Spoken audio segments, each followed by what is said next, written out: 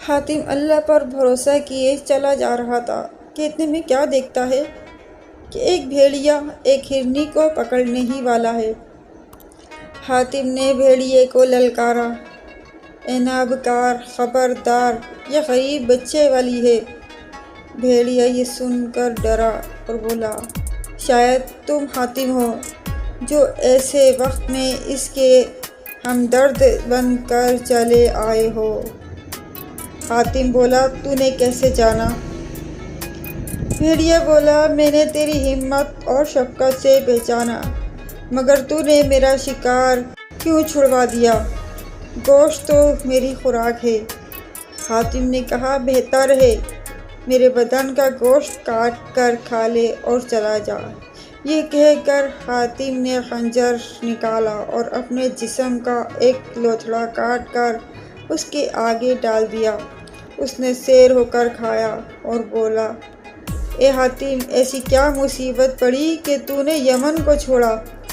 اس پر حاتم نے اسے منیر شامی اور حسن بانو کا قصہ سنایا اور کہنے لگا کہ ہر چند کہ میں نہیں جانتا کہ وہ کون سی جگہ ہے اور وہ کون ہے اور اس نے کیا دیکھا ہے جس کے دیکھنے کی اسے آرزو ہے، پھر بھی میں اللہ کے بھروسے پر چل پڑا ہوں۔ یہ سن کر بھیڑیا بولا کہ میں اس جگہ کو جانتا ہوں، بزرگ سے سنا ہے کہ اس کا نام دشت ہویدا ہے۔ حاتم نے پوچھا، وہ کہاں ہے؟ بھیڑیا بولا، تھوڑی دور جا کر دو راستے ملیں گے، داہنے راستے پر ہو لینا، یقین ہے کہ وہاں پہنچ جاؤ گے۔ یہ کہہ کر بھیڑیا رخصت ہوا اور ہرنی حاتم کو دعائیں دیتی ہوئی چلی گئی۔ ایک مدت کے بعد ایک چوراہا دکھائی دیا۔ یہ وہاں سوچنے لگا کہ اب کدھر جاؤں؟ اس جنگل میں ریچھ بادشاہت کرتا ہے، تمام ریچھ ہی ریچھ رہتے ہیں۔ اتفاقاً 100-200 ریچھ اس جگہ سیر کرنے آ گئے۔ حاتم کو جو دیکھا تو پکڑ کر اپنے بادشاہ کے پاس لے گئے۔ وہ دیکھ کر بڑا خوش ہوا اور بولا، آؤ ہمارے پاس بیٹھو اور اپنا احوال کہو کہ کون ہو تم، کہاں سے آئے ہو؟ ہمیں یوں لگتا ہے کہ شاید تم یمن کے بادشاہ حاتم ہو۔ حاتم نے کہا، یہ تم سچ کہتے ہو، میں حاتم بن طے ہوں۔ اس نے کہا، تمہارے آنے سے بہت خوش ہوں، اب اپنی بیٹی سے تمہارا نکاح کروں گا، کیونکہ اس جنگل میں میری دامادی کے لائق کوئی نہیں۔ یہ سن کر حاتم سوچ میں پڑ گیا۔ بادشاہ نے کہا، تو جواب کیوں نہیں دیتا؟ حاتم نے کہا، میں انسان اور تو حیوان، میرا تیرا رشتہ کیسے ہو سکتا ہے؟ اے حاتم، میری لڑکی تیری ہی ذات سے ہے۔ یہ کہہ کر اس نے 2-4 خرسوں سے کہا کہ لڑکی کو عروسی کپڑے پہنا کر حجرے میں بٹھاؤ۔ پھر حاتم کو بھی وہاں لے گئے۔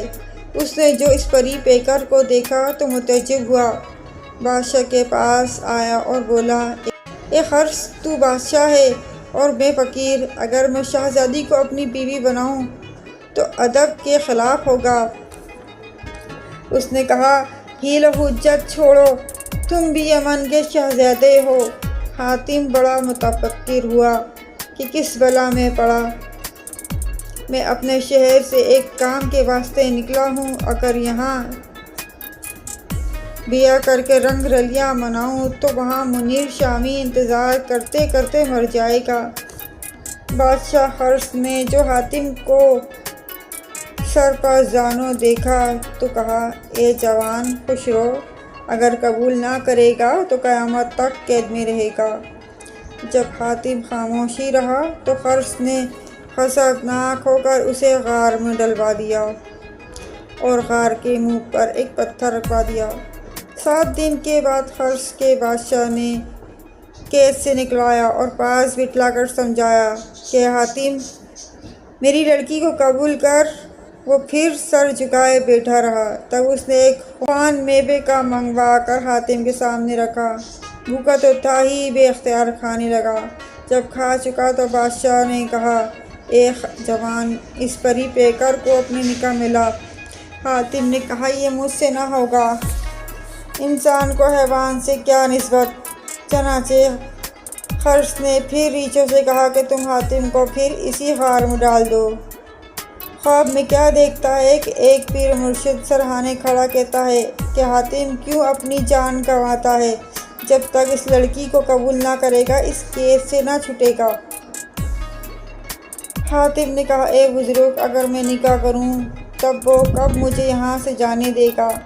بزرگ نے کہا اس کی بیٹی کو راضی کر لے، وہ تجھے رخصت دلوا دے گی۔ یہ خواب دیکھ کر حاتم چونک پڑا۔ اتنے میں پھر بادشاہ نے اس کو بلوایا اور کہا کہ تیرے حق میں بہتر ہے کہ میری لڑکی سے شادی کر۔ حاتم نے مجبوراً یہ بات منظور کر لی، مگر یہ شرط رکھی کہ کوئی ریچھ میرے گھر میں نہ آئے۔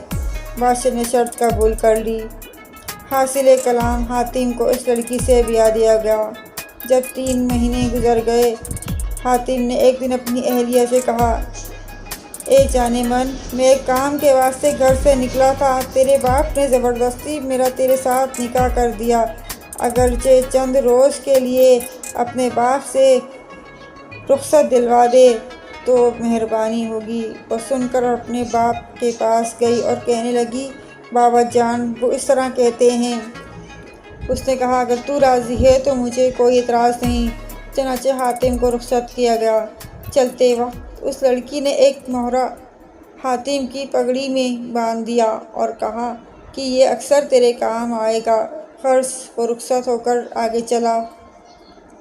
چند روز بعد وہ ایک ایسے ریگستان میں جا پڑا جہاں نہ دانہ تھا نہ پانی، مگر شام کو ایک پیر و مرشد برقع منہ پر ڈالے وہ 2 روٹیاں ایک آب خورا پانی کا دے جاتا، وہ اسے کھا پی لیتا اور رات دن منزلیں طے کرتا۔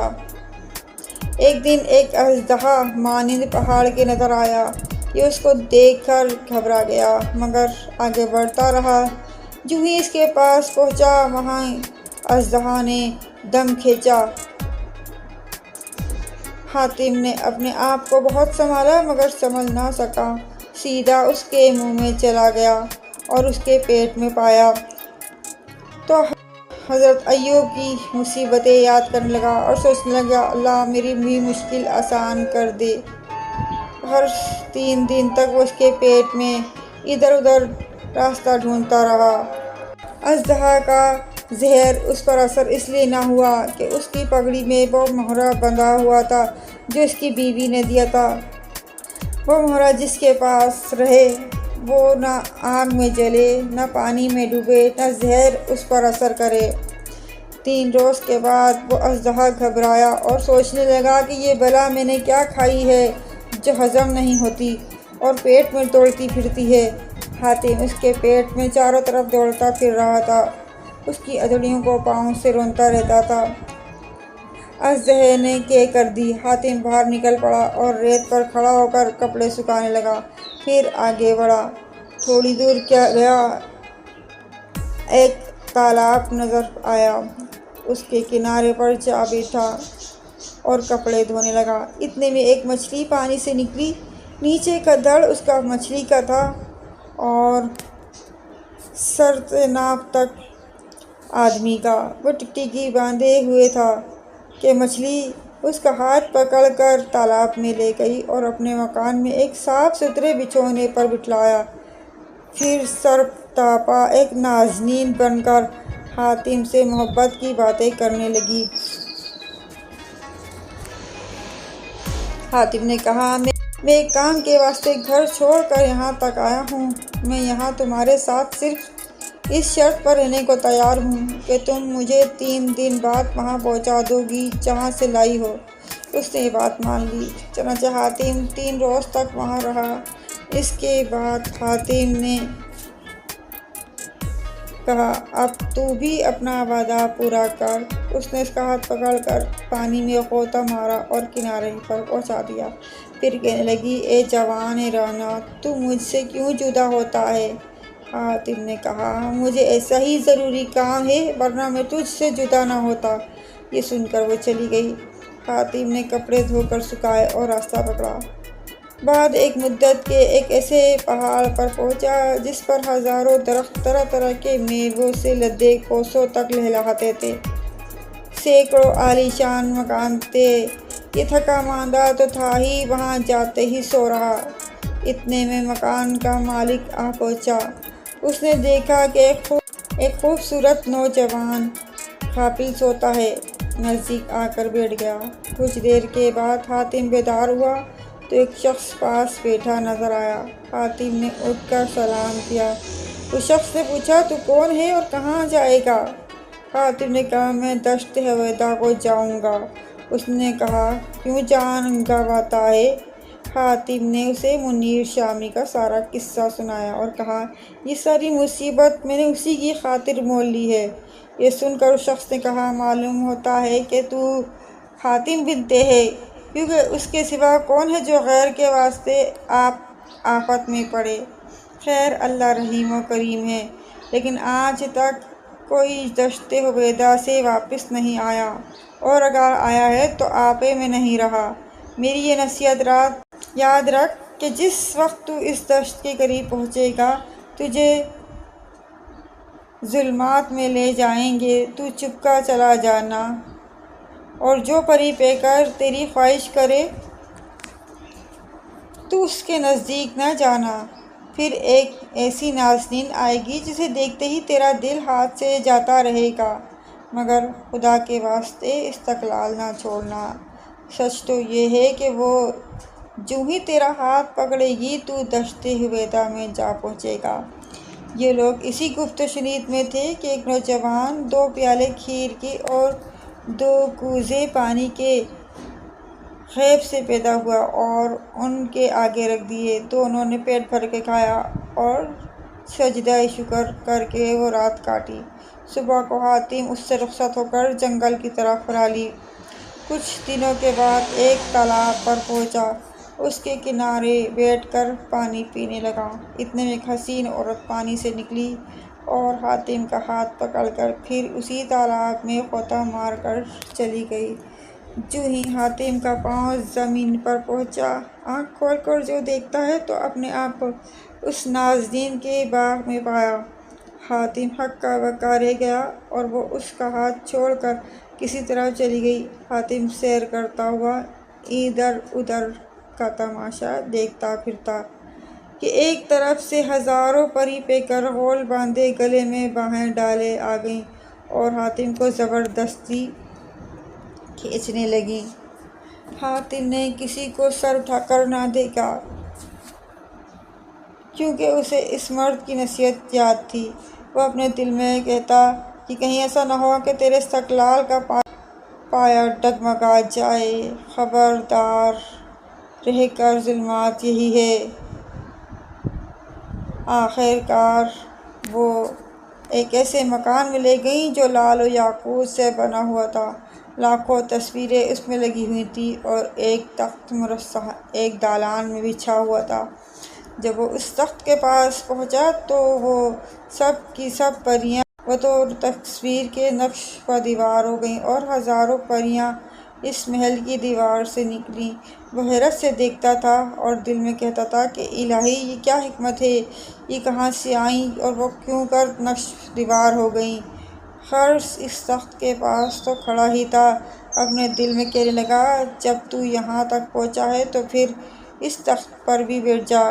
یہ سوچ کر جوں ہی اس نے تخت پر پاؤں رکھا، اس میں سے تڑاک کی ایک آواز آئی۔ وہ سوچنے لگا شاید اس کا پایا ٹوٹ گیا۔ نیچے جھانکنے لگا تو تخت جوں کا توں پایا، پھر اس پر بیٹھ گیا۔ بیٹھنا تھا کہ پھر وہی آواز آئی اور اسی کے ساتھ وہ نازنین جو سب سے زیادہ خوبصورت تھی، وہ نقش دیوار کی شکل کو چھوڑ کر حاتم کے پاس ناز و ادا سے چلی آئی۔ حاتم اس کو دیکھ کر حیران ہوا اور اپنے جی میں کہنے لگا کہ الہی، یہ تو ابھی بطور تصویر کے تھی، پھر کیوں کر اس طرح منہ پر نقاب ڈالے تخت کے پاس آ گئی؟ بے قرار ہو کر چاہتا تھا کہ اس کا گھونگھٹ کھولے کہ نصیحت اس مرد کی یاد آ گئی۔ فوراً سنبھل گیا اور جی میں کہنے لگا کہ اگر اس کا ہاتھ پکڑوں گا تو قیامت سے پہلے اس ظلمات سے باہر نہ جاؤں گا۔ لہذا تماشا دیکھنا چاہیے کہ یہ خود میرا ہاتھ پکڑتی ہے اور میں اس ظلمات سے باہر جاتا ہوں یا نہیں۔ خرس وہ اسی آرزو میں 3 رات 3 دن اس مرصع تخت پر بیٹھا رہا۔ جب رات ہوتی تو ہر مکان میں کافور کی شمعیں خود بخود روشن ہو جاتی تھیں اور ہر سمت سے گانے بجانے کی آوازیں چلی آتی تھیں جو صورتیں نقش دیوار میں تھیں وہ مجسم ہو کر ناچتی ہوتی تھیں۔ ہر چند وہ کھانا کھاتا تھا مگر پیٹ نہ بھرتا تھا۔ حیران ہو کر کہتا تھا کہ الہی کیا ماجرا ہے۔ اس طرح 3 روز گزر گئے۔ چوتھے روز اس کے جی میں آیا کہ اگر تمام عمر بھی یہیں رہوں گا تو اس میوے سے سیری نہ ہوگی اور پھر منیر شامی کو منتظر چھوڑ کر آیا ہوں، اگر اس کو کچھ ہو گیا تو اللہ کو کیا جواب دوں گا۔ یہ سوچ کر اس نازنین کا ہاتھ پکڑا۔ وہیں ایک اور نازنین اس تخت کے نیچے سے نکلی اور ایک لات اس نے ایسی ماری کہ حاتم کہیں کا کہیں جا پڑا اور وہاں سر اٹھا کر جو دیکھا تو وہ نازنین نظر پڑی، نہ وہ تخت اور نہ وہ باغ دکھائی دیا مگر ایک جنگل ایسا لکودک کہ جس کا پوچھو نہ۔ تب اسے معلوم ہوا کہ دشت ہویدا یہی ہے، لہذا وہ شخص بھی یہی ہوگا جو کہتا ہے ایک بار دیکھا ہے دوسری بار کی ہوا سے، پس اب اسے ڈھونڈیے۔ اسی خیال میں ادھر ادھر پھرتا تھا کہ اتنے میں آواز آئی، ایک بار دیکھا ہے دوسری بار کی ہوا سے۔ اسی صورت سے دن کے وقت 3 مرتبہ وہ آواز 7 روز تک متواتر آیا کری، مگر جب 8ویں روز شام کے وقت وہ صدا اس کے کانوں میں پڑی تب یہ اس طرف دوڑا۔ کیا دیکھتا ہے کہ ایک سفید داڑھی والا فقیر زمین پر بیٹھا ہے۔ یہ اس کے آگے گیا اور سلام کیا۔ اس نے جواب دے کر کہا، اے جوان خوش رو، کہاں سے آیا ہے تو اور اس جنگل میں کیا کام؟ حاتم نے کہا، میں اسی بات کی تلاش میں اپنے شہر سے نکلا ہوں کہ تم نے ایسا کیا دیکھا ہے کہ جس کے دیکھنے کی تمنا دوبارہ رکھتے ہو؟ اس نے کہا، بیٹھ میں بتاتا ہوں۔ حاتم بیٹھ گیا۔ جب رات ہوئی تو 2 روٹیاں اور 2 آب خورے پانی کے ان کے آگے آ رہے تو انہوں نے روٹیاں کھائیں، پانی پیا۔ جب کھا پی چکے تو اس نے کہا، اے شہر غریب کے مسافر، میں ایک دن سیر کرتا ہوا ایک تالاب پر جا نکلا۔ اس کے کنارے پر بیٹھ کر تماشا دیکھنے لگا۔ اتنے میں ایک خوبصورت عورت اس تالاب سے نکلی اور میرا ہاتھ پکڑ کر اس میں لے گئی۔ آنکھ کھول کر دیکھا تو عجیب و غریب باغ نظر پڑا۔ بہت سی خوبصورت عورتیں ہر طرف سے نکلیں اور میرا ہاتھ پکڑ کر ایک مرصع تخت کے پاس لے گئیں۔ میں اس پر بیٹھ کر تماشا دیکھنے لگا کہ ایک نازنین منہ پر نقاب ڈالے اس تخت کے پاس آ کھڑی ہو گئی۔ اسے دیکھتے ہی میں غش کھا گیا اور دل میرا ہاتھ سے جاتا رہا۔ بے قرار ہو کر جو برقع اٹھا کر اس کا مکھڑا دیکھا تو عجب حسن خداداد دکھائی دیا۔ میں نے جو ہی ہاتھ پکڑا اس کو اپنی طرف کھینچا، ایک اور حسین عورت تخت کے نیچے سے نکلی اور ایک لات ایسی ماری کہ میں اس جنگل ویران میں آ پڑا۔ اسی دن سے اب سوائے رونے دھونے کے کچھ کام نہیں۔ چاہتا ہوں کہ اسے بھلا دوں مگر یہ نہیں کر پاتا۔ یہ کہہ کر اس نے ایک نعرہ مارا اور بگولے کی طرح جنگل میں دوڑنے لگا اور یہی کہنے لگا کہ ایک بار دیکھا ہے دوسری بار دیکھنے کی ہوا سے۔ حاتم نے کہا، تو میرے ساتھ آ، وہ جلسہ میں تجھ کو دکھاؤں گا۔ چنانچہ وہ حاتم کے ساتھ ہو لیا۔ چند روز کے بعد دونوں ایک درخت کے نیچے پہنچے جو اس تالاب کے قریب تھا۔ حاتم نے کہا، اگر اس نازنین کو ہمیشہ دیکھنا چاہتا ہے تو کبھی اس کا ہاتھ نہ پکڑنا اور برقع ہرگز نہ الٹنا۔ وہ تمام عمر تیرے آگے ہاتھ باندھے کھڑی رہے گی اور اگر اس کا ہاتھ پکڑا تو پھر اسی جنگل میں چلا جائے گا۔ میں جو اس جگہ آیا ہوں تو ایک بزرگ کی دستگیری سے، ورنہ میں اس جگہ آتا۔ بس اب تو جا، آگے وہی تالاب ہے۔ یہ سنتے ہی وہ عاشق زار تالاب پر پہنچا۔ اتنے میں ایک عورت اسے پانی سے نکلی اور اس کا ہاتھ پکڑ کر پھر اس میں لے گئی۔ حاتم شاہ آباد کی طرف روانہ ہوا۔ ایک مدت کے بعد مصیبتیں اٹھاتا اس فقیر کے پاس آیا اور اس سے مل کر وہاں سے روانہ ہوا۔ پھر اس مچھلی کے گھر پہنچا۔ اور 1 مہینے تک وہاں رہا۔ پھر وہاں سے ریچھوں کے جنگل میں گیا اور ریچھ کی لڑکی سے ملاقات کی۔ 2 مہینے اس کے پاس بھی رہا، پھر اس سے جدا ہو کر دونوں گیدڑوں کے پاس آیا۔ ان کو دیکھ کر چند روز میں شاہ آباد جا پہنچا۔ حسن بانو کے آدمی ہاتھوں ہاتھ اس کو حویلی تک لے آئے۔ حسن بانو نے سنتے ہی اسے بلوایا اور پردے کے پاس بٹھلا کر پوچھا، کیا خبر لائے؟ ایک بوڑھا مرد ظلمات میں ایک عورت پر عاشق ہو کر جنگل میں پڑا تھا اور پکارتا تھا کہ ایک بار دیکھا، دوسری مرتبہ دیکھنے کی ہوس ہے۔ پھر میں نے اس کو اس کی محبوبہ کے پاس پہنچا دیا۔ اب وہ آواز اس جنگل سے نہیں آتی۔ اس احوال کو سن کر حسن بانو اور اس کی دائی نے حاتم کی ہمت اور محنت کی تعریف کی۔ پھر حاتم نے کہا، اب دوسری شرط بیان کر کہ میں اس کی بھی کوشش کروں۔ اس نے مہربانی سے کہا، اے حاتم، تو بہت دکھ سہ کر آیا ہے، ذرا صبر کر، چند روز آرام کر۔ حاتم نے کہا، آرام تو مجھے اس روز ہوگا جس روز اللہ کے فضل سے تیرے 7 سوال پورے کر دوں گا۔ یہ کہہ کر اٹھ کھڑا ہوا اور سرائے میں جا کر منیر شامی کے پاس رہا۔ تمام ماجرا اس کے سامنے ظاہر کیا۔ پھر 90 دن حسن بانو سے کہا، تیرا دوسرا سوال کیا ہے؟ خدا کا واسطہ جلد کہہ۔ حسن بانو نے کہا کہ دوسرا سوال یہ ہے، ایک شخص نے اپنے دروازے پر لکھ کر لگایا ہے کہ نیکی کر دریا میں ڈال، اس کی خبر لا کہ یہ کیا بھید ہے؟ حاتم نے پوچھا، کدھر رہتا ہے؟ حسن بانو نے کہا، میں نے اپنی دائی سے سنا ہے کہ وہ شمال کی طرف رہتا ہے۔ اتنا سن کر حاتم چل نکلا۔